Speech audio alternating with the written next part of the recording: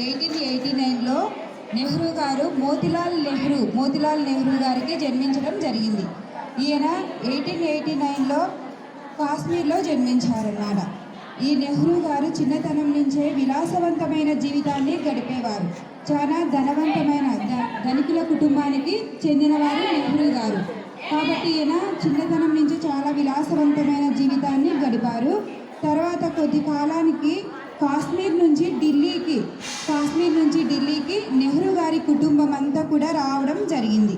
ఢిల్లీకి వచ్చిన తర్వాత అప్పటికే బ్రిటిష్ వారు భారతదేశంలో పరిపాలన చేస్తూ ఉండేవాళ్ళు. ఈ వ్యవస్థ నుంచి కూడా బ్రిటిష్ వారిని భారతదేశం నుంచి వెళ్ళగొట్టాలి అని అనేక ఉద్యమాలు జరుగుతూ ఉండేవి. ఈ ఉద్యమాలలో భాగంగా మోతిలాల్ నెహ్రూ గారు కూడా రాజకీయాలలోకి ప్రవేశించి 1805 సంవత్సరంలో కాంగ్రెస్ అనే ఒక పార్టీని స్థాపించారు. ఆ పార్టీలో మోతిలాల్ నెహ్రూ గారు కూడా ఒక సభ్యులుగా రావడం జరిగిందనమాట. ఈ మోతిలాల్ నెహ్రూ గారి ద్వారానే ఈ యొక్క నెహ్రూ గారు కూడా జవహర్లాల్ నెహ్రూ గారు కూడా రాజకీయ రంగంలోకి ప్రవేశించారు. ఈయన చిన్నతనం నుంచి విలాసవంతమైన జీవితాన్ని జీవించడం జరిగింది. తర్వాత మంచి ఉన్నత విద్యల కోసమని బ్రిటన్లోని కేంబ్రిడ్జ్ యూనివర్సిటీకి వెళ్ళి అక్కడ న్యాయవాదిగా చదవడం జరిగిందనమాట. తర్వాత అక్కడ చదువుకున్న తర్వాత భారతదేశానికి వచ్చి భారతదేశంలో అనేక కార్యక్రమాలలో కూడా పాల్గొనడం జరిగింది. ఈయనకు 2 సహోదరులు ఉండేవారు. ఒకరు రాజ్యలక్ష్మి, ఈమె వచ్చేసి రాజ్యలక్ష్మి గారు ఐక్యరాజ్య సమితి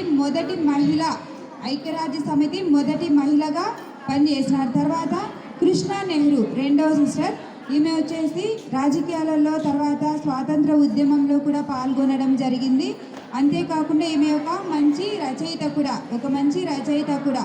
జవహర్లాల్ నెహ్రూ గారేమో మన మొదటి ప్రధానమంత్రి, భారతదేశానికి స్వతంత్రం వచ్చిన తర్వాత మొట్టమొదటి ప్రధానమంత్రిగా ఎన్నికయ్యారు. తర్వాత ఈయన కుమార్తె ఇందిరాగాంధీ, తర్వాత ఇప్పుడు ప్రజెంట్ ఈయన కుటుంబ సభ్యులే ఇందిరాగాంధీ, తర్వాత సోనియా గాంధీ వారి కుమార్తె రాజీవ్ గాంధీ, ప్రియాంక గాంధీ వీరి యొక్క కుటుంబ సభ్యులు ప్రస్తుతం రాజకీయ రంగాలలో అనేక విధాలుగా ముందుకు దూసుకెళ్లడం జరుగుతూ ఉంది అన్నమాట. ఈయన చేసిన కృషి ఫలితంగా జవహర్లాల్ నెహ్రూ ప్రధానమంత్రిగా ఉండి దేశం అప్పటికే చాలా పేదరికంలో ఉండినప్పటికీ వాటన్నిటి నుంచి ప్రజలందరినీ కాపాడి వలస ప్రాంతాలలో ఉన్న ప్రజల వ్యతిరేక తిరుగుబాట్లు అన్నిటిని కూడా వేయడం జరిగింది.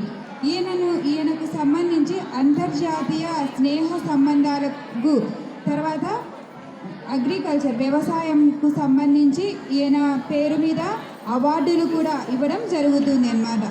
తర్వాత ఇంకా ఈయన చేసిన సేవలను అనుగుణంగా తీసుకొని ఈరోజు ఈయన పిల్లలంటే నెహ్రూ గారికి చాలా ఇష్టం కాబట్టి ఈయన ఏం చేసినాడు, తన పుట్టినరోజును చిల్డ్రన్స్ డేగా సెలబ్రేట్ చేయాలి అనే ఒక ఉద్దేశం కలిగి ఉండడంతో ఈరోజు ఆయన పుట్టినరోజు సందర్భంగా చిల్డ్రన్స్ డేని మనము సెలబ్రేట్ చేసుకుంటూ ఉన్నాము.